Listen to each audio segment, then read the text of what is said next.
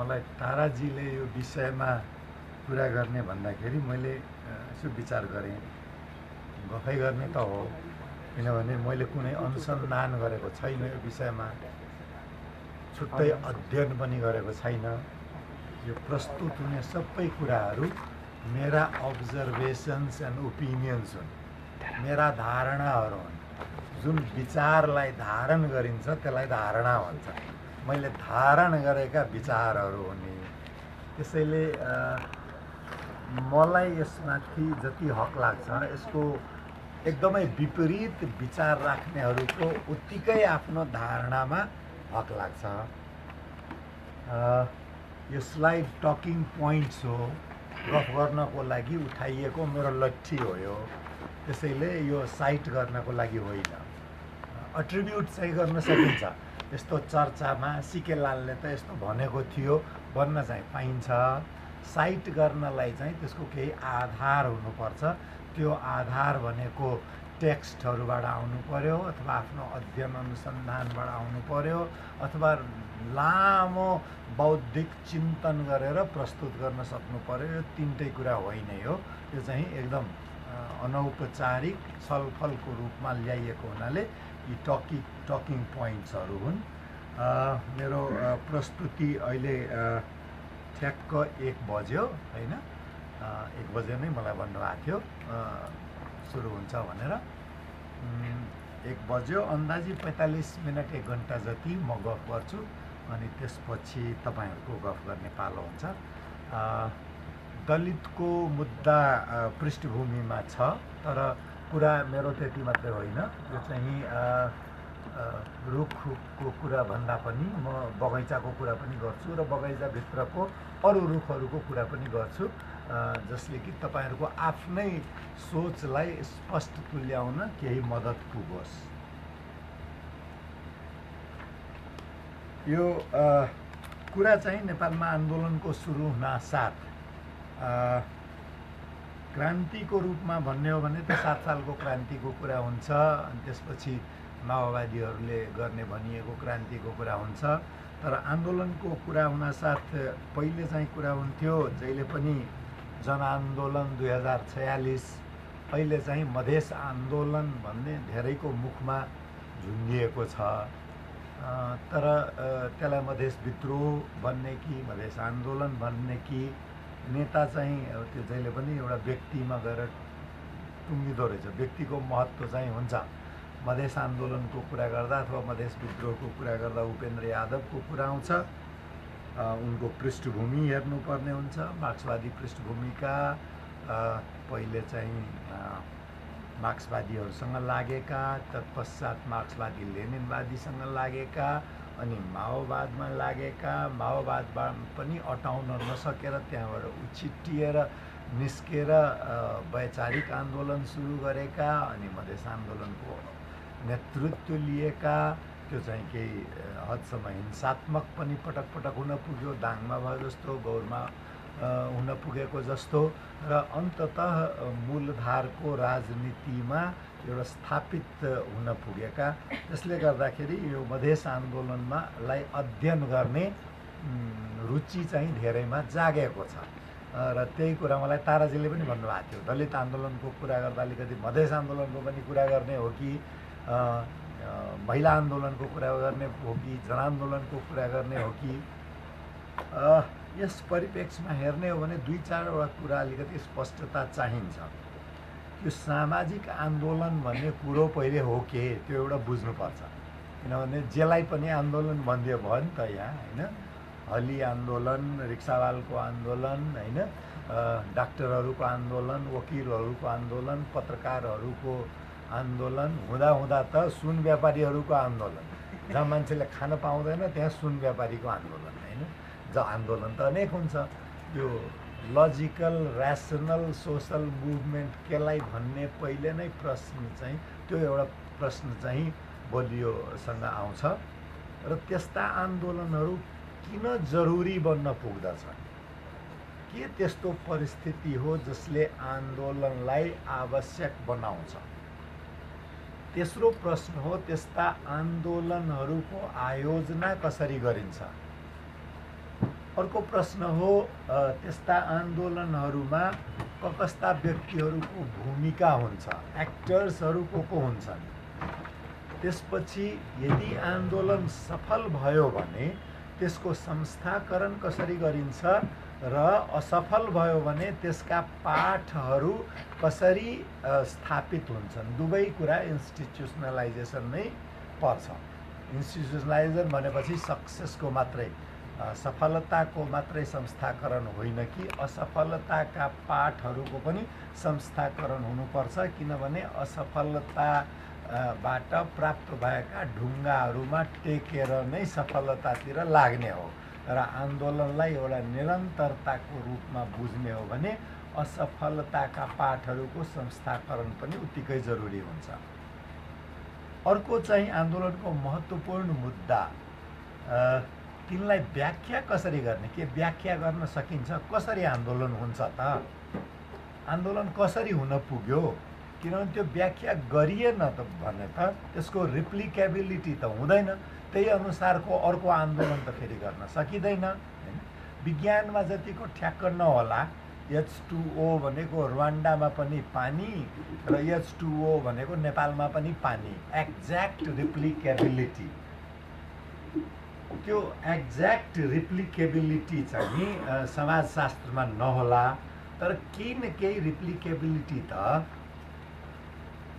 समाजशास्त्रमा पनि हुनुपर्छ, अथवा त्यस्तो छ कि छैन भने किन छैन त्यो पनि खोज्न चाहिँ जरुरी हुन जान्छ। त्यसपछिको मेरो इच्छा के थियो भने comparative social movements in comparison to Dalit movement एउटा हेर्ने। यो मेरो उहाँले मलाई पठाउनु भएको इमेलबाट कपी पेस्ट गरेको मैले। अर्को comparative social movement basically on Madhesi, indigenous and women movements in Nepal with the link to Dalit movement। अब यो बडा बृहद प्रश्नहरू, यो सबैलाई एउटा प्रस्तुतिमा कसरी ल्याउने भने बडा चुनौतीपूर्ण छ। हामी कहाँ एउटा के भइदिएको छ भने अपेक्षा मलाई नै कहिलेकाहीँ बडा असजिलो लागिरहेको हुन्छ। सर एउटा के जलवायु परिवर्तनको बारेमा बोल्नु पर्यो र त्यसको असर चाहिँ बाख्राहरूको प्रजनन शक्तिमा के पार्छ त्यो पनि एउटा भनिदिनु हो भने बडा राम्रो हुनेछ भन्ने किसिमको बोल्न थालेपछि जे पनि बोलिहाल्छ नि यसले भन्ने जस्तो एउटा अपेक्षा यो प्रश्नहरूमा अलिकति मलाई चाहिँ त्यस्तो लागेको पक्का हो। किनभने यति बृहद छ, यो कति अध्ययन भएका छन्, कति अध्ययन हुन बाँकी, तिनका पाठ के कस्ता हुन्, तिनको सफलता के हो, तिनको असफलता के हो। एक त के हो भने जुन पुस्ताले एउटा आन्दोलनमा भाग लिएको छ त्यो पुस्ता आफै त्यसको विश्लेषण गर्न सक्षम हुँदैन। किनभने घाउहरू आला हुन्छन्, टाटा परिसकेका हुँदैन तिनमा हैन, रगत देखेको, उत्तेजना देखेको, त्यस्ता व्यक्तिले निरपेक्ष भएर विश्लेषण गर्न सक्दैन। विश्लेषणको लागि त्यसपछिको पुस्ता, दशकौं कहिलेकाहीँ त शताब्दीौं चावनलाईको बारेमा भनाइ के छ कि यथार्थमै आधारित हो। उनी पेरिसमा गए बेला उनलाई के सोध दियो भने फ्रान्सेली क्रान्तिको बारेमा तपाईको के विचार छ, यसको के असर पर्यो होला मानव जातिको इतिहासमा। अनि उनको टिप्पणी के थियो भने भर्खर 200-250 वर्ष त भएको छ, किन यति हतारो गर्ने त्यसको असर नै हेरिहाल्नलाई। 250 वर्षको असर हेर्न हतारो, 200 वर्षको, यहाँ चाहिँ 5-6 वर्षको असर हेर्नलाई चाहिँ हामीलाई ढिलो हुन लागिसकेको छ हैन। यो चाहिँ के भने हाम्रो संस्कृति नै हामी केमा पुगेको छौँ भने हाम्रा सोचहरू एकदम मार्क्सवादी चिन्तनमा आधारित। मार्क्सवादी चिन्तनले के भन्छ भने राजनीति र समाज सबै विज्ञान हो, यसलाई विज्ञानको रूपमा बुझ्न सकिन्छ। यदि विज्ञानको रूपमा बुझ्न सकिन्छ भने त त्यो त स्वतः व्यक्ति निरपेक्ष हो, त्यसको लागि त समयको अवधि त नचाहिने भयो। तर मार्क्सले जेसुकै भने पनि तीन अध्ययनको लागि महत्त्वपूर्ण छन् मार्क्सका विचारहरू। तर त्यसको विपरीत के हो भने हरेक समाजको कन्ट्रडिक्सन्सहरू, विरोधाभासहरू र संरचनाहरू फरक फरक प्रकृतिको हुन्छ। त्यसैले प्रत्येक आन्दोलन आफैमा एउटा छुट्टै इतिहास हो। प्रत्येक आन्दोलनको आफ्नो छुट्टै एउटा पहिचान हुन्छ इतिहासको पुस्तकमा। एउटा र अर्को आन्दोलन जोडिएको त हुन्छ, सम्बन्धहरू त हुन्छन्। जसरी व्यक्ति र व्यक्तिको बीच सम्बन्ध हुँदा हुँदै पनि प्रत्येक व्यक्तिको परिचय भिन्नै हुन्छ, त्यसरी नै आन्दोलनहरूको बीचमा थ्रेड, एउटा कमन थ्रेड खोज्न सकिए पनि ती जेलिएका बाँधिएका भए तापनि प्रत्येक आन्दोलनको छुट्टै परिचय पनि हुन्छ।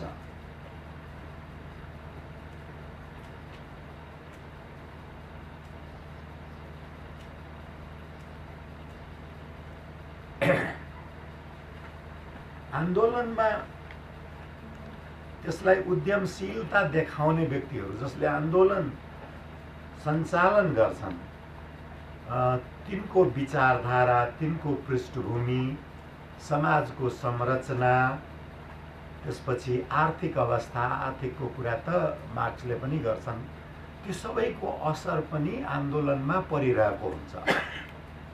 र आन्दोलन गर्नेको रिजल्भ,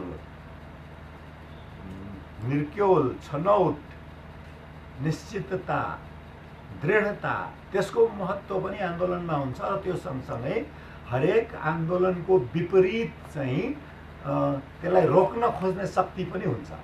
त्यो रेसिस्टेन्स चाहिँ कस्तो छ त्यसको पनि उत्तिकै महत्त्वपूर्ण हुन्छ, त्यो पनि उत्तिकै महत्त्वपूर्ण हुन्छ। र आन्दोलनहरूको निष्कर्षमा पुर्याउने कुरालाई यो जर्मनको शब्द हो युग विचार भनेर अनुवाद गर्न सकिन्छ, जेटजिस्ट। त्यो भनेको के हो भने कुनै समयको एउटा आफ्नै विचार हुन्छ। जस्तो कि अहिलेको सन् 1990 को दशकको एउटा विचार के थियो भने इन्ड अफ हिस्ट्री, अब त इतिहास समाप्त भइहाल्यो, अब लिबरल डेमोक्रेसीको ट्रायम्फ भयो, जित्यो अब उदारवादी प्रजातन्त्रले।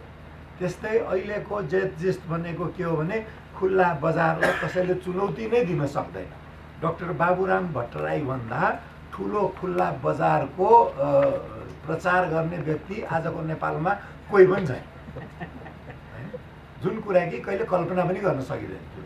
त्यो के भने जेटजिस्ट एउटा युग विचारको विरोधमा जाने साहस चाहिँ बहुत कमलाई हुँदो रहेछ।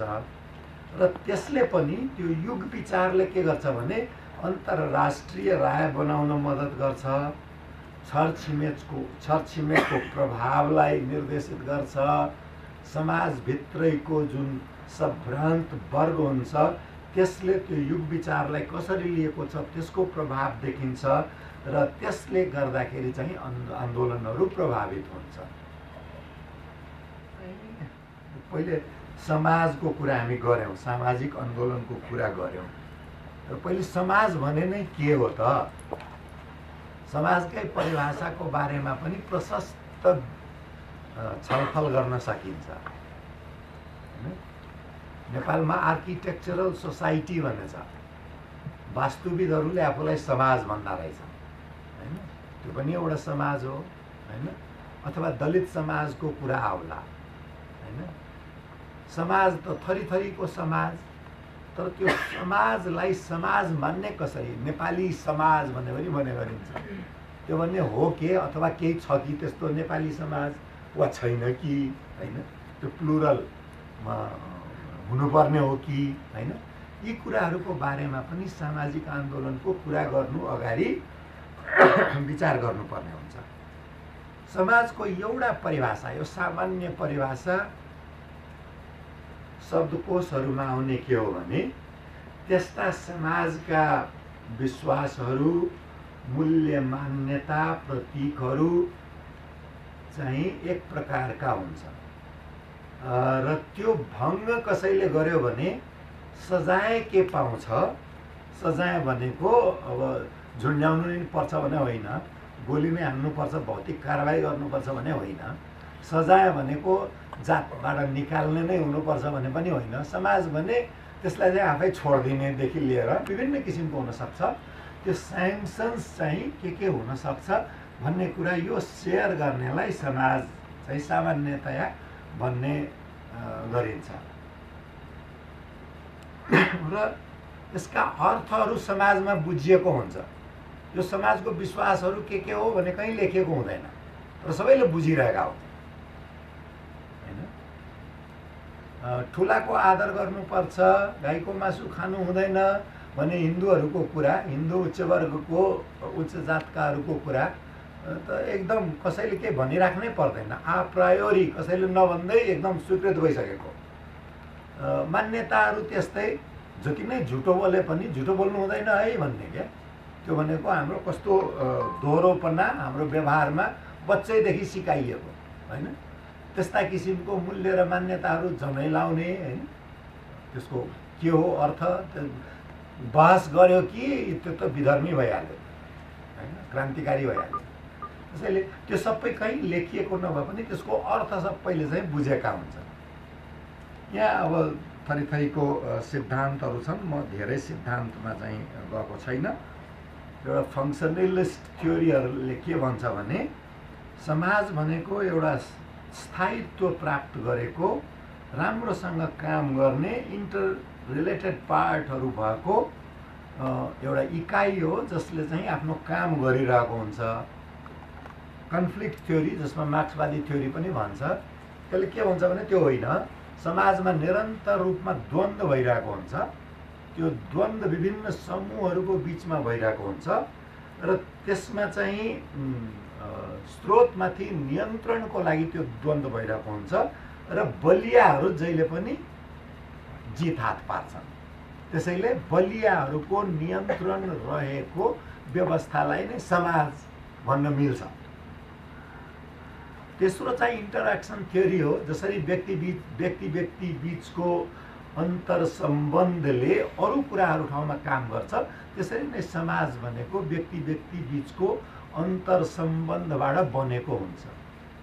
यो सबै परिभाषाहरूमा हेर्ने हो भने हामी कहाँ अहिले पनि फङ्सनलिस्ट थ्योरी भने त समाज बिग्रिन्छ नि, स्थायित्व नै भएन हाम्रो समाज त एकदम जसलाई जे मन लागे पनि गरे हुने भयो, अराजकता भयो भन्दाखेरि हामी कता न कतै किसिमबाट जहिले पनि यो स्थायित्वको खोजी, स्टेबल हुनुपर्छ सोसाइटी भन्ने हाम्रो चाहनाबाट हामी अझै पनि मुक्त हुन सकेका रहन्छौँ। बेलामा पनि स्थायित्वको यस्तो चाहँदा हुँदै पनि समाज कसरी मुभ गर्छ, कसरी अगाडि वा पछाडि जान्छ त? आन्दोलनहरू किन हुन्छन्? Why movements happen? सबभन्दा ठुलो कुरा त जब यथास्थितिबाट असन्तोष बढ्यो भने आन्दोलनको बीजारोपण हुन्छ।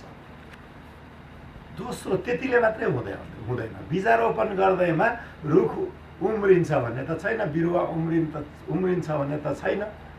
त्यसको लागि त्यो भूमि तयार गर्ने भन्ने जब यो लाग्न थाल्छ कि होइन यो यथास्थितिमा परिवर्तन ल्याउन सम्भव छ, असम्भव लागेसम्म त गोडमेलै गर्दैन हैन।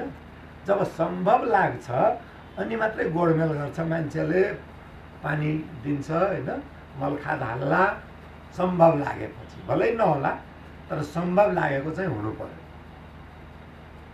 त्यो दुईटा भएपछि अलिकति दृढता पनि आउँछ कि अब चाहिँ म यहाँ केही न केही उब्जाउँछु, केही न केही हुन्छ अब यहाँ। अनि त्यसपछि नीति उद्यमशीलतामा लागेका व्यक्तिहरू अगाडि आउन थाल्छन् हैन। अनि कि क्रान्ति हुन्छ, कि परिवर्तन हुन्छ, अथवा आध्यात्मिक रूपमा पनि त्यसलाई मोड्ने कोसिस गरिन्छ। विकास पनि एउटा आध्यात्मिकता हो। किन चाहियो यस्ता आन्दोलनहरू? विकास भएपछि, शिक्षा भएपछि त सबै आफै ठिक भइहाल्छ नि। स्वास्थ्य सेवा घर घरमा पुर्याए आफै ठिक भइहाल्छ नि। सबैले खान पाए, लाउन पाए, बस्न पाए त कुनै कुरै हुँदैन नि। के को आन्दोलन हैन? यो त आधारभूत आवश्यकता परिपूर्ति नभएर पो असन्तुष्टि भएको हो भन्ने विचार पनि त्यो के भन्यो भने स्पिरिचुअलाइज गरिदिने असन्तुष्टिहरूलाई आध्यात्मिकरण गरिदिने। यो त हामी सबै मिलेर प्रयत्न गर्नुपर्छ त्यो किसिमले। र रेसिस्टेन्स मुभमेन्टहरू परिवर्तनको लागि मात्रै आन्दोलन हुँदैन। जहिले पनि स्थिर समाजमा त्यो स्थिर किन छ भने परिवर्तन रोक्ने आन्दोलनहरू बलियोसँग चलिरहेको हुन्छ। नेपाली समाजमै भनौँ, रामदेव आन्दोलनलाई के भन्ने, शिव चर्चालाई के भन्ने, हैन? यस्ता किसिमका, अथवा त्यस्तै इस्लाममा पनि होला, क्रिस्चियनिटीमा पनि होला, मलाई फेरि हिन्दू धर्मलाई मात्रै आक्रमण गर्यो भने कसैले भन्नु होला। हिन्दू धर्म मात्रै होइन, अरू धर्महरूमा पनि छ। यी आन्दोलनहरू चाहिँ निरन्तर चलिराख्छन्। कुनै आन्दोलन कुरेर बस्ने होइन कि परिवर्तनको आन्दोलन नहोस् भन्नका खातिर यी आन्दोलनहरू चलिरहन्छन्। विकासको कुरा उठाउनुपर्छ, शिक्षाको ज्योति फैलाउनुपर्छ भन्ने सबै त्यो निरन्तर चलिरहने आन्दोलन हो। ती सबै निरन्तर चलिरहने आन्दोलन के को लागि हो भने खासमा आधारभूत सामाजिक परिवर्तनको आन्दोलन उठ्नै नपाऊ। त्यसैले रेसिस्टेन्स मुभमेन्टहरू स्टेबल सोसाइटीमा जहिले पनि reform, revolution or change movement भन्दा बलिया हुन्छ, हैन?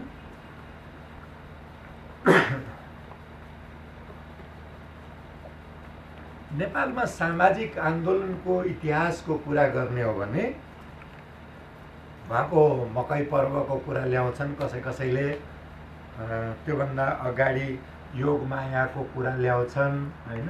त्योभन्दा पनि अगाडि के थापा जनजाति लखन थापाको कुरा आउँछ, विसेनगरचीको सल्लाहको कुरा आउँछ। यस्ता कुराहरू यो के हो भने जब समाजलाई लाग्छ कि अब हामीले केही सम्बल खोज्नु पर्यो भने यस्ता कुराहरू खोजिँदा रहेछ। तर सङ्गठित रूपमा नेपालमा सामाजिक आन्दोलनको इतिहासलाई हेर्ने हो भने त्यो चाहिँ मूलतः 1950s मै, अर्थात् 2007 सालको आन्दोलन। त्योभन्दा अगाडिको राजनैतिक आन्दोलन पनि मूलतः, त्योभन्दा अगाडिको त्यही आन्दोलन पनि मूलतः त इन्स्पायर्ड बाई द किङ, राजाद्वारा चाहिँ इन्स्पायरेसन पाएको हो नि त। जो यथास्थितिको प्रतीक पुरुष छ उसैले आधारभूत परिवर्तनको आन्दोलनको सुरुवात त गर्दैन। तर के भयो भने जब सुरुवात भयो यथास्थितिवादी शक्तिको हातबाट फुत्क्यो। कतिसम्म भन्न थालियो भने 7 सालपछि कि कसैलाई दशा लागोस् तर काङ्ग्रेस नलागोस्। किनभने दशा लाग्यो भने त उपाय थाहा छ, ज्योतिष कहाँ गयो हुन्छ, पशुपतिमा लाख बत्ती बाल्यो हुन्छ, पूजा गराए हुन्छ, यज्ञ हवन गराए हुन्छ।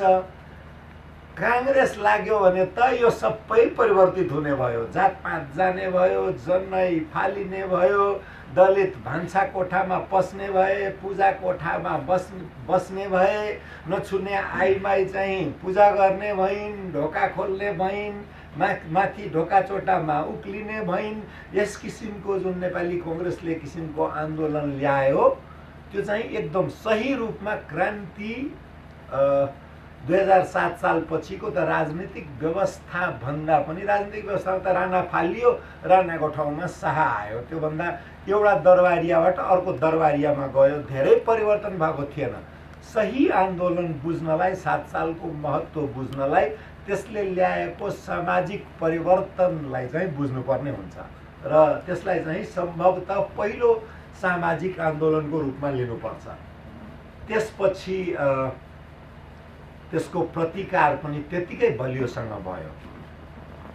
राजा महेन्द्रको प्रतिक्रान्तिलाई, काउन्टर रेभोल्युसन पनि एक किसिमको रेभोल्युसन हो, प्रतिक्रान्ति पनि एक प्रकारको क्रान्ति नै हो र त्यो क्रान्तिलाई चाहिँ रेसिस्टेन्स मुभमेन्टको रूपमा बुझ्नुपर्छ। त्यो रेसिस्टेन्स मुभमेन्टले धेरै कुराहरू, यो पञ्चायत कहाँबाट आयो त 5 अक्षरको चाहिँ हाम्रो वेदमा ठुलो महत्त्व छ। पञ्चामृत हैन, पञ्चदेवता केदेखि जोडेर त्यहाँ 50 थरी ल्याउन थालियो त्यो, हैन। अनि यो 1960 देखि 70 को मुभमेन्टहरू मोरलेस रिग्रेसिभ मुभमेन्ट, पछाडि फर्केर रेसिस्टेन्स मुभमेन्ट्सहरू चाहिँ हुन्। 70 देखि 80 को दशकमा खास गरेर एक थरीका मार्क्सवादी लेनिनवादीहरू नक्सलवादबाट प्रभावित नेपालमा चाहिँ झापाली भनिएका तिनले पनि एक प्रकारको सांस्कृतिक सामाजिक आन्दोलन सुरु गरेका हुन्। त्यसमा चाहिँ बलियोसँग के आएको थियो भने अन्तर्राष्ट्रिय मार्क्सवादी लेनिनवादी आन्दोलन जस्तै वर्गको कुरा असाध्यै बलियोसँग आएको थियो, हैन। संस्कृतिमा पनि त्यो वर्गको कुरा थियो, वर्गीय परिवर्तनको कुरा थियो, तर सामाजिक परिवर्तनको कार्यसूची त्यति बलियो चाहिँ थिएन। खासमा छुवाछुत हटाउनु पर्छ, हैन, दलितहरूको पनि जागृति ल्याउनु पर्छ। मधेसी भन्ने शब्द त अब पापै सम्झिन्थ्यो त्यति बेला, हैन। तर हाम्रा तराईवासी दाजुभाइ दिदीबहिनीहरूलाई पनि जागृत तुल्याउनु पर्छ भन्नेसम्म चाहिँ स्वीकृत शब्दावली भइसकेको थियो, हैन। यी सामाजिक आन्दोलनहरूमा एकातिर पञ्चायतको पार्श्वगामी रेसिस्टेन्स मुभमेन्ट थियो, अर्कोतिर परिवर्तनको जुन आन्दोलन थियो त्यो पनि मार्क्सवाद लेनिनवादबाट बाहिर चाहिँ निस्किन सकेको थिएन। यो एकदम बलियो रूपमा सामाजिक आन्दोलन र राजनीतिक आन्दोलन जोडिएर आएको चाहिँ सन् 1984 मा जब हर्क गुरुङको अध्यक्षतामा गठन भएको आप्रवास सम्बन्धी प्रतिवेदन, माइग्रेसन रिपोर्ट, इमिग्रेसन रिपोर्ट कि माइग्रेसन रिपोर्ट के भनिया थियो, त्यो आयो। त्यसले के भन्यो भने झन्डै झन्डै मधेसीहरूलाई दोयम दर्जाको नागरिकमा लेख्ने प्रयत्न चाहिँ गर्यो। हुन त त्यो आयोगमा एकदम दिग्गज विद्वानहरू हुनुहुन्थ्यो। बालकुमार केसी त्रिभुवन विश्वविद्यालयका, समाजशास्त्री चैतन्य मिश्र, एकदम त्यति बेलाका धुरन्धर मार्क्सवादी पीताम्बर शर्मा, हैन, त्यस्ता विद्वान व्यक्तिहरू हुनुहुन्थ्यो। चिनियो चाहिँ बिचरा हर्क गुरुङको नाउँमा। पछि चाहिँ आफ्नो जीवनको अन्तकालमा बडा पछुतो मान्थे कि त्यसले चाहिँ यो पहिचानको आन्दोलनहरूलाई धेरै पछाडि धकेल्यो भनेर। पहिचानको आन्दोलनहरूलाई त पछाडि धकेल्यो के हिसाबमा भने सबै पहाडी एक हुन् भने बनाइदियो। जनजाति, दलित, बाहुन, क्षेत्री, खस यो सबै एउटै हो। मुख्य चुनौती भनेको त मधेसीहरूसँग छ र तिनलाई ठाउँमा राखेपछि त अरू कुरा सबै टुङ्गिहाल्छ। त्यसैले एकातिर पहाडका सामाजिक आन्दोलनहरू कमजोर बन्न पुगे, अर्कोतिर मधेसको सामाजिक आन्दोलनको राजनीतिकीकरण भयो र त्यसपछि चाहिँ कांग्रेस पृष्ठभूमिको हुनुहुन्थ्यो। उहाँले सद्भावना परिषद गठन गर्नुभयो। भाषाको आन्दोलन तराई मधेसमा सुरु भयो र काठमाडौँमा सुरु भयो। खास ठ्याक्ठ्याक्कै यो 80 तिर नै के भयो भने अफगानिस्तानमा अमेरिकीहरू सोभियतहरूसँग लडिरहेका थिए र हारिरहेका थिए। हुन त त्यो प्रक्सी वार थियो, आफै लडिरहेका थिएनन्। तर अमेरिकीहरूमा के थियो भने जसरी नै कम्युनिस्टहरूले हामीलाई भियतनाम देखाइदिए, हामी चाहिँ अफगानिस्तानलाई सोभियत रुसको भियतनाम बनाइदिन्छौँ। र त्यसमा तिनले के फेला पारे भने कम्युनिस्टसँग लड्ने हो भने पहिचानभन्दा ठुलो अस्त्र कुनै हुँदैन। अनि रिगनले व्हाइट हाउसमा बोलाएर त्यहाँको तालिबानहरूलाई के भन्यो भने तिमीहरू त हाम्रा पुर्खाहरू, फ्रिडम फाइटरहरूका आधुनिक रूप हौ, तिनकै बराबरीका हौ। र एउटा संसारभरि नै पहिचानको आन्दोलनलाई उठायो भने कम्युनिस्टहरूलाई अलिकति ठिठामा राख्नुपर्छ भन्ने किसिमको विचार चाहिँ आयो। र 1960 देखि नै क्रियाशील रहेको जुन विकासे संस्थाहरू, पहिले ग्यासोसहरू विकासे संस्थाहरू थिए, यी विकासे संस्थाहरूलाई चाहिँ अधिकारको आन्दोलनमा पनि ल्याउने प्रयासहरू चाहिँ हुन थाल्यो। र यसै क्रममा हुन त यो प्रत्युत्पादक देखियो। पछि नेपालमा माओवादी आन्दोलन हुँदाखेरि बडा चतुराईपूर्वक माओवादीहरूले पहिचानको आन्दोलनलाई आफ्नो आन्दोलन बनाइदियो। अनि त्यसैले त्यो चेकमेट भन्छ नि, त्यो शतरन्जको खेलमा, चेसमा त्यसरी त्यो चेकमेटेड भयो त्यो स्ट्र्याटेजी। तर त्यसको आइडियोलोजिकल रुट चाहिँ 3 ताक चाहिँ पक्कै हो। र यो 80 कै दशकमा चाहिँ महिला आन्दोलनको सुरुवातको रूपमा हेर्न सकिन्छ।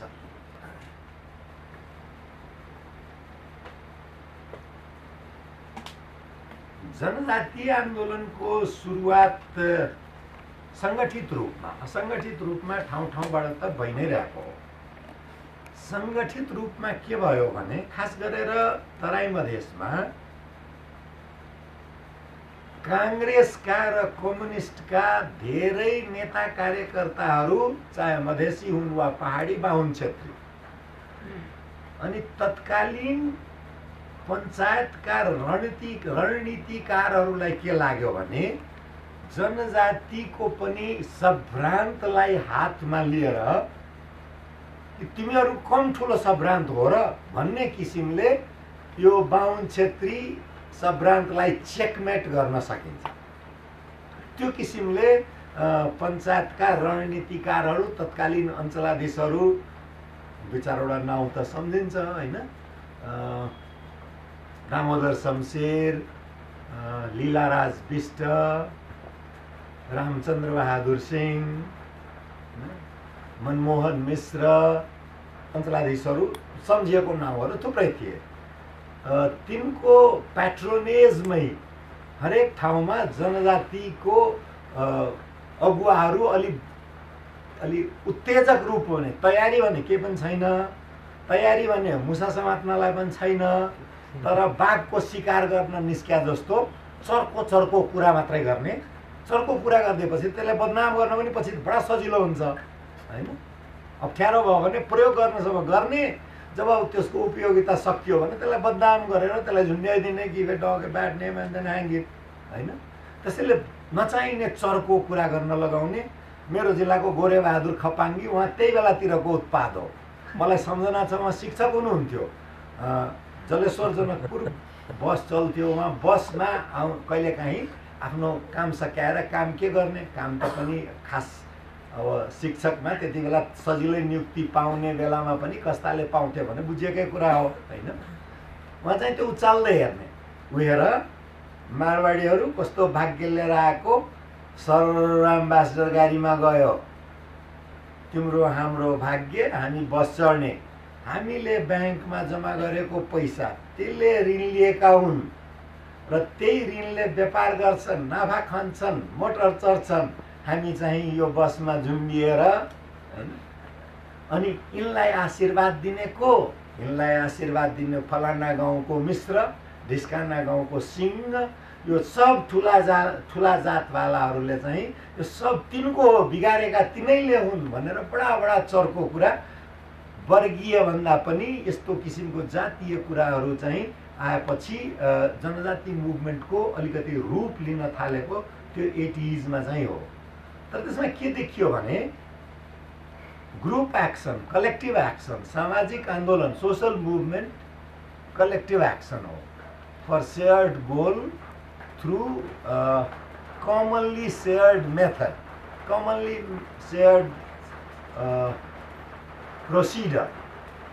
त्यो कोहेजन चाहिँ थिएन, किनभने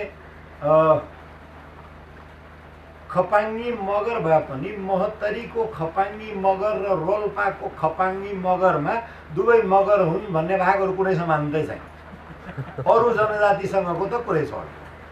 काठमाडौँको भनौँ नि राजभण्डारी वा 5 थरी अरू नेवारहरू श्रेष्ठहरूसँग चेपाङसँग के मिल्छ, थारूसँग के मिल्छ होइन। त्यो कोहेजन नभएको हुनाले पनि त्यो त्यति राम्रोसँग अगाडि बढ्न चाहिँ सकिरहेको थिएन। अर्को त्यो अप्टिङ आउट भन्छ नि, कि अब यो पार लाग्दैन भने बाहिर फुत्किहाल्ने भने त्यो अप्सन पनि बलियो थियो। सेनामा जान पाउने, ब्रिटिस गोर्खामा जान पाउने, इन्डियन गोर्खामा जान पाउने, पछि त थपिन थाल्यो, कोरिया जान पाउने, मलेसिया जान पाउने, वेस्ट एसिया जान पाउने, त्यो विथड्रलको अप्सनहरू पनि भएको हुनाले त्यसको प्रभाव चाहिँ एकदमै छरिएको डिफ्युज इफेक्ट भयो र त्यसको नेतृत्व पनि झनै झनै थिएन। आजको मितिमा पनि जनजातिको नेतृत्व कहाँ छ भने नेतृत्व मण्डल छ, अध्यक्ष मण्डल छ। उहाँहरूले जुन पार्टी पनि खोल्नु भएको छ त्यहाँ अध्यक्ष मण्डल छ भन्न त बडा कर्णप्रिय लाग्छ अध्यक्ष मण्डल भनेर, तर जब आन्दोलन चलाउने हो भने त्यहाँ युद्धमा जस्तै युनिटी अफ कमान्ड हुनुपर्छ, निर्देशन एकजनाको हुनुपर्छ, काम जतिजनाले गरे पनि त्यो युनिटी अफ कमान्ड चाहिँ चेयरम्यान अफ कमान्डर्समा भयो भने चाहिँ त्यो आन्दोलन त धेरै अगाडि त बढ्दैन। त्यसैले आवाज चाहिँ स्थापित भएको छ जनजाति आन्दोलनहरूको, तर त्यो आवाज स्थापित हुनु बाहेक चाहिँ अरू धेरै अगाडि आजको मितिसम्म पनि बढेको देखिँदैन। अब महिला आन्दोलनको कुरा गरौँ। महिला आन्दोलनको कुरा गर्दाखेरि हामी जस्तो तेस्रो विश्वको मुलुकहरूमा खास गरेर दोस्रो विश्वयुद्धतिर फर्किनुपर्ने हुन्छ र जापानको अनुभवलाई हेर्नुपर्ने हुन्छ। जापानको अनुभवमा के भयो भने जब द्वितीय विश्वयुद्धमा जापान हार्यो अनि जापानको संविधान चाहिँ एकजना अमेरिकी सेनापतिले बन्दुकको नोकले लेखेका हुन्। जापानी जनताको त्यसमा कुनै अहिलेको जुन संविधान छ जापानी जनताको त्यसमा कुनै लेना देना छैन र त्यो संवैधानिक व्यवस्था अन्तर्गत नै के गरिदियो भने एउटा त जरुरी पनि थियो किनभने धेरै पुरुषहरू युद्धमा मारिएका, त्यसैले वर्क फोर्समा काम गर्नको लागि महिलाहरूको महत्त्व थियो र त्यो एउटा के व्यवस्था गरियो भने वर्क फोर्समा महिलाहरूलाई चाहिँ ल्याउनुपर्छ, महिलाहरूको समान अधिकारको कुरा, त्यो पनि जापान जस्तो परम्परागत समाजमा आउनु भनेको त्यो बेलाको लागि बडो क्रान्तिकारी कुरा थियो। माफ गर्नुहोला म चाहिँ उल्टी पल्टी गरिरहेको छु किनभने मेरो ब्याक पेनले गर्दा भुइँमा बस्न मिल्दैन, तर यहाँ यस्तै पर्यावा हुनाले मसँग अरू कुनै उपाय नै भएन। एकछिन अरू म यसो गर्छु अनि त्यसपछि म उभिन्छु। त्यसले गर्दा के भयो भने महिला आन्दोलन चाहिँ यो जैतजीसँग वैश्विक विचारधारासँग जोडिएको कुरा पर्यो कि हो महिलाहरूलाई ल्यायो भने त परिवर्तन त बडा सजिलो हुँदो रहेछ। तर त्यति हुँदाहुँदै पनि हाम्रा महिला आन्दोलनहरू सहर केन्द्रित र मुख्यतः घरमा काम गरिदिने मान्छे भएकाहरूको थियो। आफू भात पकाउनु नपर्ने, भाँडा माझ्नु नपर्ने, होइन, त्यस्तालाई अलिकति सजिलो। त मैले खिल्ली उडाउन खोजेको होइन, पुरुषले त्यो गर्न पाउँछ भने महिलाले पनि त्यो गर्न पाउँछ, महिला मात्रै किन त्यसको फाइदा नलिनु त, होइन, त्यो खिल्ली उडाउनलाई होइन, यथार्थ मात्रै एउटा देखाउन खोजेको कि त्यस्ता किसिमका महिलाहरूको अग्रसरतामा भयो। अब त्यस्ता किसिमको महिलाहरूको अग्रसरतामा हुनासाथ के हुन्छ भने दुध भात पनि खान पाएनौ भन्ने एजेन्डा कार्यसूची मात्रै आउँछ क्या। तिनले कमलरी देख्दैनन्, तिनले देख्यो कमलरी त घरमा सहयोगी हो, काम गर्नेहरू हो, तिनको पनि केही भावना होला, तिनका केही विचार होलान् भने त हुँदै हुँदैन। फेरि यो सहर केन्द्रित सभ्रान्त केन्द्रितमा भने के हो भने एउटा सांस्कृतिक अभ्यासको कुरा गरौँ, नछुने बेला असजिलो होइन, त्यो त छुट्टी मनाउने बेला हो रे, होइन, काम गर्नु के पनि नपर्ने भने त त्यसमा त केही नराम्रो हुँदै भएन नि त।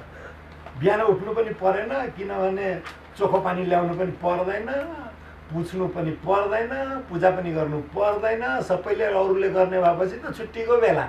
यस्तो सामान्य कुराहरूको पनि विरोध चाहिँ त्यसमा थिएन, होइन। एकदमै सभ्रान्त केन्द्रित समग्रमा र नेतृत्व चाहिँ एकदम पढे लेखेको, आफ्नो कुरा एकदम बलियोसँग राख्न सक्ने, नेपाली भाषा बोल्न सक्ने, अङ्ग्रेजी भाषा बोल्न सक्ने, त्यो भए हुनाले तिनको नेटवर्क अन्तर्राष्ट्रिय राष्ट्रिय चाहिँ बलियो। त्यसले गर्दा महिला आन्दोलनको अहिलेसम्मको आजसम्मको पनि अभ्यास तपाईँले हेर्नुहुन्छ भने सडकबाट चाहिँ केही पनि न माग गर्छन् न दाबी गर्छन्, अदालतबाट खोज्छन्। सबै कानुनी प्रक्रियाबाट आइरहेको छ महिला आन्दोलनमा। त्यो बाटो अरू आन्दोलनहरूलाई सजिलै उपलब्ध छैन हैन। र अदालतमा पनि जुन किसिमको अनुहार देखिन्छ त्यसले गर्दाखेरि कामरेड न्यायाधीशहरूलाई के लाग्न थाल्यो भने अब त कामरेड न्यायाधीश भन्न सुरु गरे भयो अब हैन। कामरेड न्यायाधीशहरूलाई के लाग्न थाल्यो भने के भयो त छोराको सट्टा बुहारीले खान्छन्, ज्वाइँको सट्टा छोरीको हातमा आउँछ, राम्रै कुरा हो नि, हाम्रै भित्र त रहने भयो, बाहिर जाने त डर छैन नि त हैन। जुन कुरा कि मधेसी आन्दोलनमा, जनजाति आन्दोलनमा, दलित आन्दोलनको हकमा लागू हुँदैन, किनभने त्यो परिवार बाहिर जान्छ। तर महिलालाई दिएको अधिकार त यो सम्भ्रान्तलाई के लाग्यो भने यो त आफ्नै परिवारभित्रको कुरा नै हो, यसले खासै फरक पर्दैन, जे भन्छन् सबै गरिदियो हुन्छ, आखिर जे गर्नु छ त्यो घर परिवारभित्र सल्लाह गरेर गरौँला र त्यो सल्लाह गरेर यथास्थितिले नै निरन्तरता पाउने पक्का छ। तर अब विदेशीहरूको अगाडि राम्रो देखिन पाउने, अग्रगामी देखिन पाउने, अनि किन नगर्दिने त भन्ने त्यो किसिमले एकदम अदालती प्रक्रियाबाट चाहिँ महिला आन्दोलन अगाडि बढ्यो। नेपालका सबै आन्दोलनहरूको ग्राउन्ड रुल्स भन्छ नि, आधारभूत नियम नै परिवर्तन गरिदियो। यो परिवर्तन गर्नुपर्ने केही राजनीतिक कारणहरू थिए। एउटा त के भयो भने मधेसमा एउटा के अनुभूति भयो, 7 सालमा आन्दोलनमा हामी अगाडि, 32 सालमा आन्दोलनमा हामी अगाडि, 36 सालमा हामी आन्दोलनमा अगाडि, 46 सालमा हामी आन्दोलनमा अगाडि, 62-63 मा हामी आन्दोलनमा अगाडि, राजा ज्ञानेन्द्रको कालमा सबभन्दा ठुलो के अरे पब्लिक मिटिङ जनताको सम्मेलन हुने जनकपुरमा। तर जति पटक सडकमा ओर्ले पनि हाम्रो हातमा त केही नहुने रहेछ भन्दाखेरि यो त अन्तिम बस हो, यो अन्तरिम संविधान भनेको अन्तिम बस हो, यो बस अब छुट्यो भने अहिलेसम्म त राजाले संविधान दिने गरेका थिए, अनि त त्यसको विरोध गर्ने आधार रहन्थ्यो। संविधान सभाले नै संविधान बनाइदियो र त्यसमा पनि हामी छुट्यौँ भने त अब खैरियत छैन। यो जुन अब खैरियत छैन भने अन्तिम बसको सन्देश प्रवाहित भयो, त्यसले मर्ने मार्नेसम्मको स्थितिमा मधेसीहरूलाई पुर्यायो कि यो अब अन्तिम हो, यसपछि अब चान्स पाउँदैन। दोस्रो के भयो भने नेपालको सब्रान्तहरूमा, पहाडी सब्रान्तमा, गोर्खाली सब्रान्तमा पनि के एउटा अनुभूति भयो भने यसलाई त उपयोग गर्न सकिन्छ माओवादीहरूको विरोध गर्नलाई। माओवादीहरू त त्यति बलियोसँग जडा गाडेका छैनन् मधेसमा। एउटा इटहरीतिरको अलि ठुलै पोल्ट्री फार्म भएको, कुखुरा खेती गर्ने अलि ठुलै जातको गोर्खाली, अलि सम्पन्न, मधेस आन्दोलनमा उनको पोल्ट्री फार्म जल्यो। अनि उनले हाँस्दै भनेका सबै गरेर 20-22 लाखको सम्पत्ति गयो होला, मेरो 2-3 करोडको सम्पत्तिको त्यो भनेको कति प्रतिशत हो र? 10-12% न हो। र माओवादीलाई ठिक पार्ने मधेसीहरू बाहेक अरू कोही छैन। तिनका लागि मेरो 10% सम्पत्ति गएकोमा मलाई कुनै चिन्ता छैन, यो अरू 2-4 वटा जलोस् यस्तो। त्यो किसिमको चाहिँ के भयो भने यी मधेसी बरु आगो बल्या छ भने त्यसमा अलिकति घिउ थपौँ, तर यसलाई चाहिँ साम्य हुन नदिउँ, किनभने यो आगोले डढाउने माओवादीलाई हो हैन। र केही हदसम्म त्यो तर्कमा दम पनि थियो, जुन कुरा कि दाङमा देखियो, गौरमा देखियो। त्यसपछि माओवादीहरू पछाडि हटेकै हो, त्यसमा त कुनै शङ्कै छैन। त्यो पनि मधेस विद्रोहको लागि एउटा सहयोगी कारक भइदियो। र तेस्रो एउटा सहयोगी कारक के भयो भने धेरै मधेसीहरू चाहिँ नेपालको शासन व्यवस्थामा बल्ल तल्ल छिरेकाहरू, कोही खरदार मुखिया भएका, चाकरी गरेर भए पनि, बाबु साहबहरूको, गुरुजीहरूको चाकरी गरेर भए पनि, कोही अमिन भएका, कोही ओभरसियर भएका, तिनले चाहिँ बडा पीडा भोगेर सकी नसकी ढाका टोपी लगाई वर्षौँदेखि नोकरी गरेका थिए। तिनलाई के भयो भने यो सबै कुण्ठा पोख्ने एउटा आगो बलिरहेको छ, टोपी झिकेर एकदम त्यसमा आगोमा फालिहालौँ, कसरी भोग्या आयो 20 वर्ष 25 वर्ष होइन, त्यो सबै कुण्ठा डढाउने मौकाको रूपमा आयो। त्यसैले त्यो लिडरसिप त एलिटबाट आउँछ, अलिकति बुझा मान्छे हुनु पर्यो, नेपालीमा ड्राफ्ट गरिदिनु पर्यो प्रेस वक्तव्य होइन। त्यो गाउँको मधेस विद्रोहमा लागेको मान्छे कहाँबाट त्यो ड्राफ्ट गर्ने, हिन्दी बाहेकमा त गर्नै नसक्ने, मैथिली भोजपुरी बाहेक त गर्नै नसक्ने, मैथिली भोजपुरी पनि मुस्किलले लेख्ने, किनभने कहिले पढाइएकै छैन ती भाषाहरू होइन। त्यसैले यो माइनर एलिटको सपोर्ट पायो मधेस विद्रोहले र स्ट्रङ प्रोपेगेन्डा भ्याल्यु भयो कि यसले गर्दाखेरि चाहिँ जब पढे लेखेका मान्छेहरू पूर्व सचिव गृह सचिव रामानन्द मिश्र नाउँ सुन्दै त होइन यस्ता यस्ता मान्छेहरू पनि रहेछन् होइन, पूर्व सचिव कृषि सचिव रत्नेश्वर लाल कायस्थ होइन, पूर्व मन्त्री के अरे महन्त ठाकुर, पूर्व मन्त्री जयप्रकाश प्रसाद गुप्ता, ठुलो प्रोपेगेन्डा भ्याल्यु नेसनली र इन्टरनेसनली चाहिँ त्यसले पायो। र मध्यम वर्गमा पनि एक किसिमले के भयो भने मध्यम वर्ग त अवसरको खोजी गर्ने हो, यो अवसरको समानता भएन भने त हाम्रो त भविष्य छैन भने भयो र त्यो पनि मधेस विद्रोहमा होमिए, ती पनि होमिए। तर मेरो व्यक्तिगत विचारमा सबभन्दा ठुलो असर रेमिटेन्स इकोनोमीको परेको हो। त्योभन्दा पहिले के थियो भने जीविकाको आधार दुईटा मात्रै थियो, कि त खेतीपाती कि त राज्यको विकास कार्यक्रमहरूमा सहभागिता होइन, त्यो बाटोमा काम गर्ने, नहरमा काम गर्ने होइन, अथवा सान्तिनो पिउनको नोकरी गर्ने के हो, यो दुईटा भन्दा थिएन। यो रेमिटेन्स डिप्रेसनले के गर्यो भने एउटा ठुलो रकम एउटा यस्तो वर्गको हातमा ल्यायो जुन कि अपहेलित थिए, पीडित थिए र तिनलाई इम्पावरमेन्ट महसुस भयो पहिलोचोटि। पैसा छ तर त्यो अनुसारको इज्जत त छैन र त्यो यदि इज्जत खोज्ने हो भने आन्दोलन नगरी सम्भव छैन भन्दाखेरि चाहे नगेन्द्र पासवानले बन्दुक उठाउने स्थिति होस्, जयकृष्ण गोइतले बन्दुक उठाउने स्थिति होस् अथवा आन्दोलन गर्ने मधेसवादी पार्टीहरू हुन्, तिनको मिडल क्याडर बीचको कार्यकर्ताहरूमा चाहिँ कतारबाट फर्केका तर कोरिया जान मलेसिया जान कुरिरहेका होइन, त्यस्तो जमात ठुलै भयो क्या त्यो। तिनले बुझ्या छन्, देख्या छन् र सहन तयार छैन होइन, त्यसले चाहिँ ठुलो एउटा बल दियो। सबैजनाले प्लिज मोबाइल सेन्सन त्यसको केही असर चाहिँ सङ्गठनमा पनि पर्यो र त्यो सङ्गठनमा असर के थियो भने लुजबाट छरिएकोबाट सङ्गठित रूपमा अहिले पनि तपाईँ जानुभयो भने मधेसवादी पार्टीहरूको जुनसुकै पार्टी, यो पार्टी ऊ पार्टी होइन, काठमाडौँमा नेता सबै बुढाखाडा देखिन्छन्, तर जुनसुकै जिल्लामा जानुस् यदि कार्यकर्ता हेर्नुभयो भने त्यो एज ग्रुप 15 देखि 35 पनि बढी भयो, 15 देखि 25 को बिचको हुन्छ हैन। त्यो ऊर्जा चाहिँ छ र यो ऊर्जालाई चाहिँ मधेस आन्दोलनले एकदमै राम्रोसँग चाहिँ उपयोग गर्यो।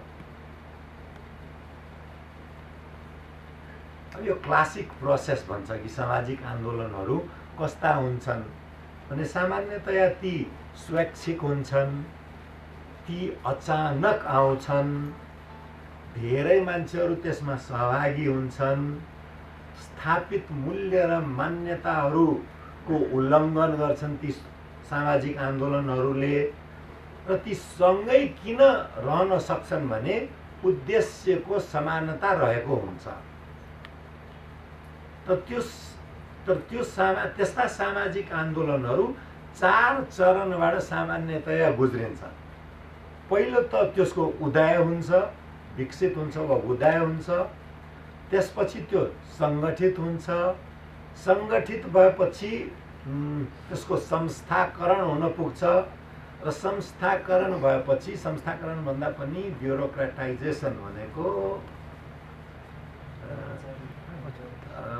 कर्मचारी तन्त्र ठ्याक्क मिल्दैन, त्यो प्रक्रिया आधारित बन्न पुग्छ। एजेन्डा आधारित, एजेन्डा बेस्ड होइन कि प्रोसेस बेस्ड। प्रक्रिया मिलाएर ल्याउनुहोस्, हैन, कम थ्रु प्रोपर च्यानल्स भन्ने हुन्छ नि। नेतालाई सोझै भेट्न पनि नपाउने, आफ्नो कार्यकर्ता छ ऊ चाहिँ गएर अब त्यहाँ पिएलाई कुरा गर्नुपर्ने होला, समय पाउनुपर्ने होला। एकजनाले हिजो मात्रै विदेशीले मलाई के भन्दै थियो भने पहिले प्रचण्डका मान्छेहरू चाहिँ टाइम लिदिनु पर्यो विदेशीसँग भने कोसिस गर्थे, अहिले चाहिँ टाइम लिनको लागि चिठी पठाएको, एउटा चिठी पेरिस डाँडामा पठायो, कसलाई बुझाउनु हो भने फोन आउँछ, अर्को चिठी लाजिमपाटमा दिएको, कसलाई बुझाउनु हो भन्छ, पिएलाई फोन गर्यो कुन विषयसँग सम्बन्धित छ, ए विकास भने हाम्रो अर्थ विभाग मार्फत जानुपर्छ भन्छ, अर्थ विभागमा कुरा गर्यो ए व्यक्तिगत भेटघाट हो भने त त्यो उहाँको पर्सनल सेक्रेटरीसँग कुरा गर्नुपर्छ भन्छ, हैन। यो किसिमको प्रक्रियामा चाहिँ जेल लिने कुरा ब्युरोक्रेटाइजेसन हो। त्यसको चाहिँ त्यो ठ्याक्क कर्मचारीकरण, कर्मचारी तन्त्र भन्ने मिल्दैन। यो प्रोसेसमा चाहिँ बेस हुन जाने, त्यसमा हुन जान्छ र अन्ततः त्यो ओर्लिन थाल्छ। मधेस आन्दोलनको यो तीनटै आन्दोलनहरूको रिभ्यू गर्ने हो भने जनजाति आन्दोलन चाहिँ अहिलेसम्म कोलेसको लेभलमा, सङ्गठित हुने लेभलमा पनि पुगिसकेको छैन। महिला आन्दोलन चाहिँ प्रक्रियाको अवस्थामा पुगिसकेको छ। मधेस आन्दोलन चाहिँ अझै पनि इमर्जेन्सकै अवस्थामा छ। पार्टीहरू चाहिँ आइसकेको भन्ने तापनि पार्टी पो आइसक्यो त, एजेन्डाहरू, कार्यसूचीहरू सबै छलस्पष्ट भएको हुनाले त्यो आन्दोलनको स्वरूप अब अर्को के हुन्छ त्यो थाहा छैन। तर त्यो अहिले पनि कोलेस हुने नै के अरे इमर्जेन्सकै स्थितिमा चाहिँ छ। डिक्लाइनमा चाहिँ नेपालमा सुरु भएको जसलाई मूलधारको सामाजिक आन्दोलनहरू भन्छ, सन् 1950 तिरको 2007 साल पछिको ती आन्दोलनहरू चाहिँ डिक्लाइनमा छ।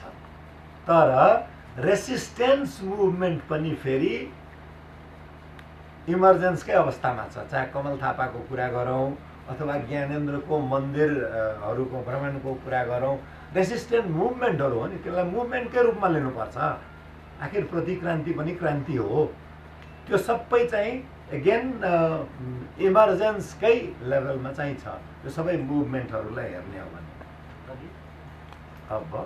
अब यो राख्न मिल्छ भन्ने कुरा चाहिँ मेरो 5 मिनट मात्रै बाँकी छ, त्यसैले म अलिक छिटो चाहिँ भन्न कोसिस गर्छु।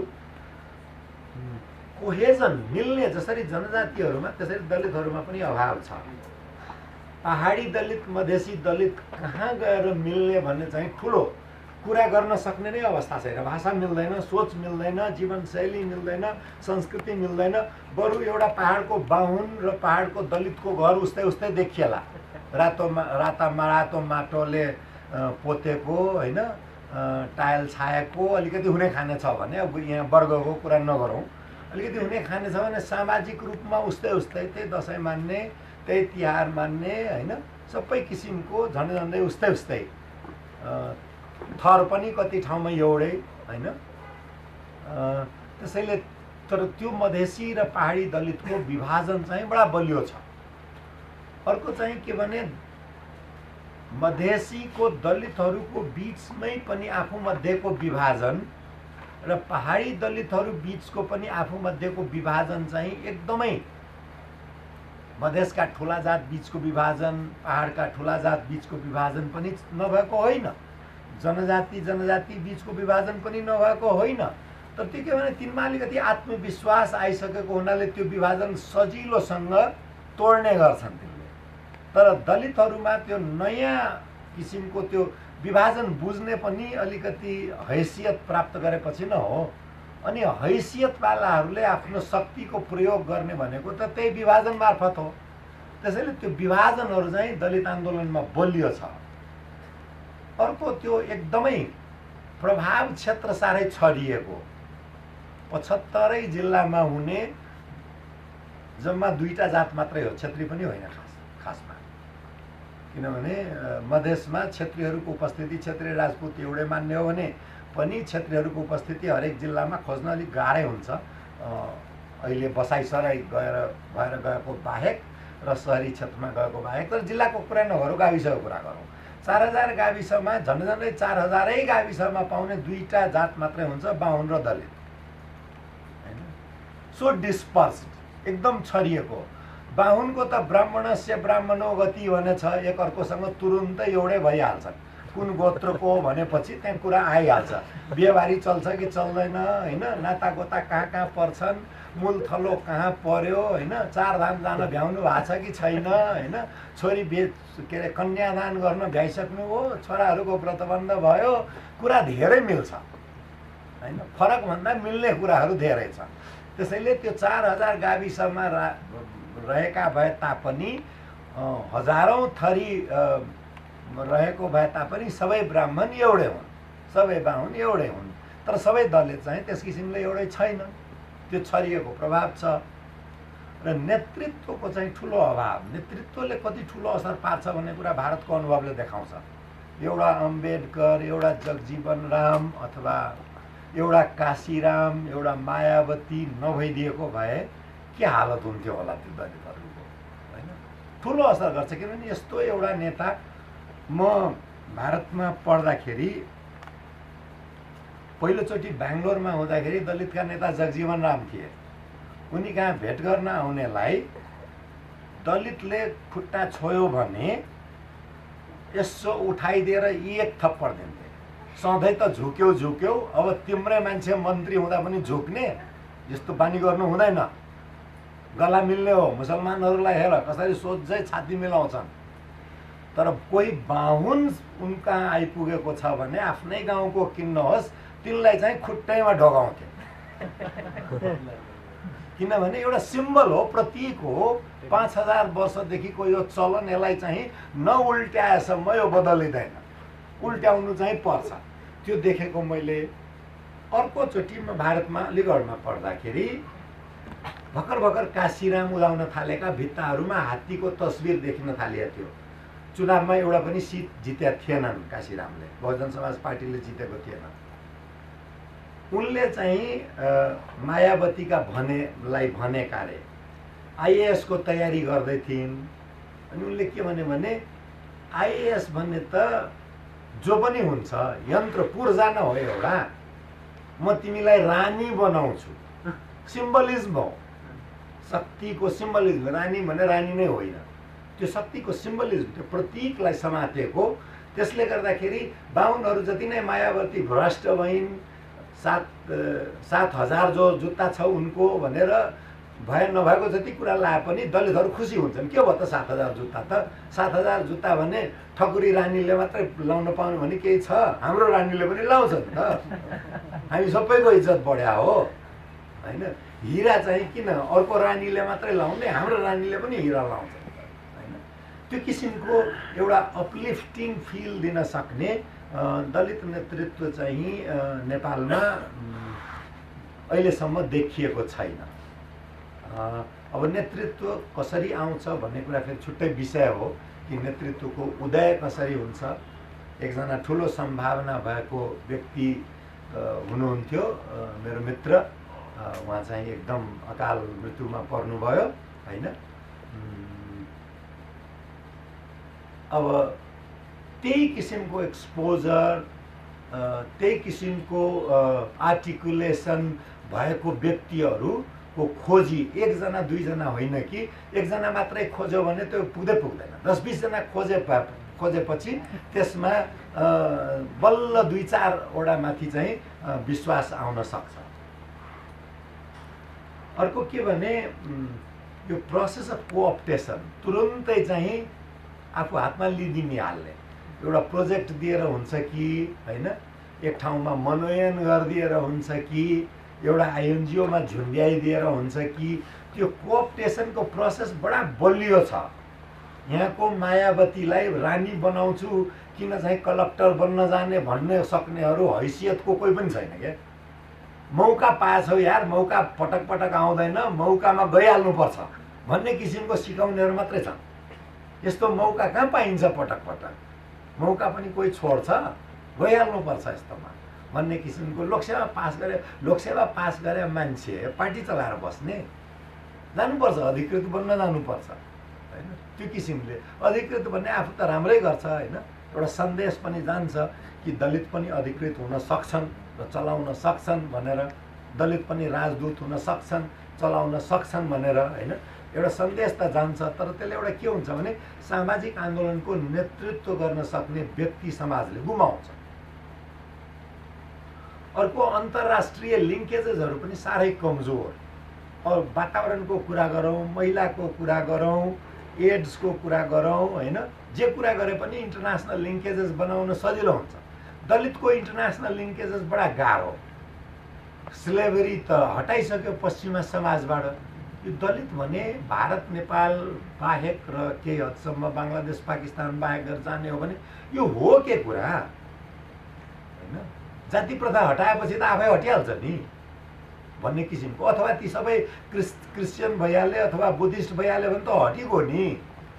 तिनलाई थाहा छैन कि सिखमा यो हटाएको सुरुदेखि नै हो। दलितहरूलाई सिख भइसकेपछि नामधारी सिख भनेर त्यो हटाएको 500-600 वर्ष भइसक्यो, तापनि तिनलाई अहिले पनि समाज बाहिर हेरिन्छ होइन। 500 वर्ष 100 वर्ष अगाडिको कुरा। इस्लाममा दलितबाट मुसलमानमा भएको भारतमा उदाहरणहरू 600-700 वर्ष अगाडिदेखिको तिनलाई पनि मुसलमानको दलितै भएर ती बसेका छन् होइन। यो त जातपात मात्रै हटाउने कुरा होइन रहेछ त।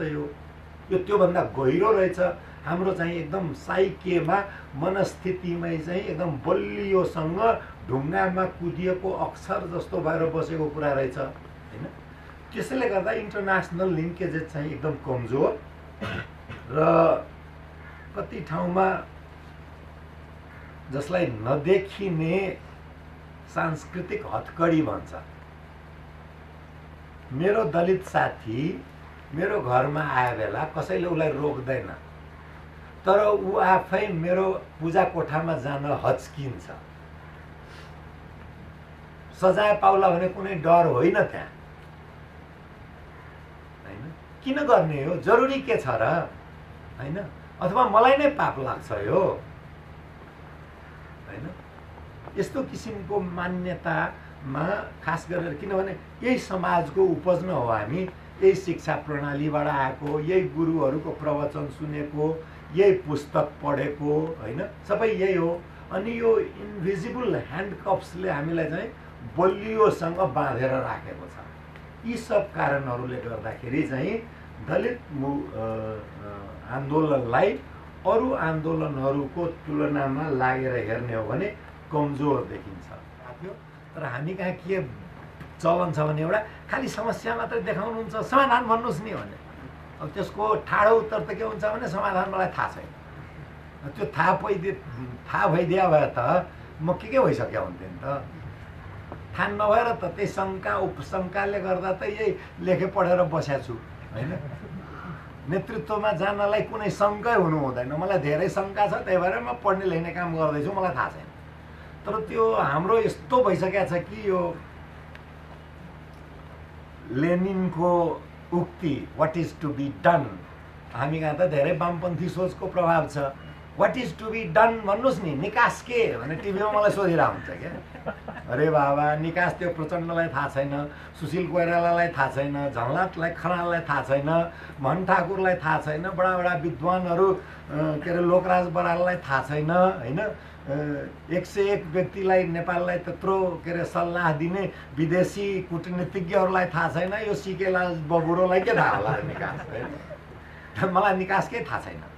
तर त्यति भन्दा भन्दै पनि हाम्रो चलन हो बिरालो बाँध्ने होइन। अनि त्यो एउटा बिरालो चाहिँ बाँध्नै पर्ने रहेछ। अनि त्यसपछि त्यो यज्ञ गरिसकेपछि त्यो सबै हातको पुसुस खोलेर के गर्छ नि, त्यो पानीमा के भन्छ त्यसलाई, टिपिकल टर्म छ त्यसको, होइन होइन कुनै पूजापाठ गरिसकेपछि हातबाट कुश खोलेर अनि त्यो वरेभर त्यो एउटा चलन छ के त्यो भने सब देवतालाई अनि गच्छ गच्छ भने जल छर्किने गणेश पूजितोषी स्वस्थानम गच्छ होइन फलानो स्वस्थानम गच्छ अब पूजा सकियो आफ्नो आफ्नो ठाउँमा जाऊ भने जस्तो यो चाहिँ यो कर्मकाण्ड हुँदो रहेछ कि उपाय के त त्यो कर्मकाण्ड पनि गरिहालौँ त्यो कर्मकाण्डमा एउटा त सबभन्दा अम्बेडकरको प्रिस्क्रिप्सन हो that can not be better त्योभन्दा बाहिर केही छँदै छैन त्यो तीनवटा शब्दमा सबै कुरो छ उनले के भन्छन् भने एडुकेट अर्गनाइज एन्ड एजिटेट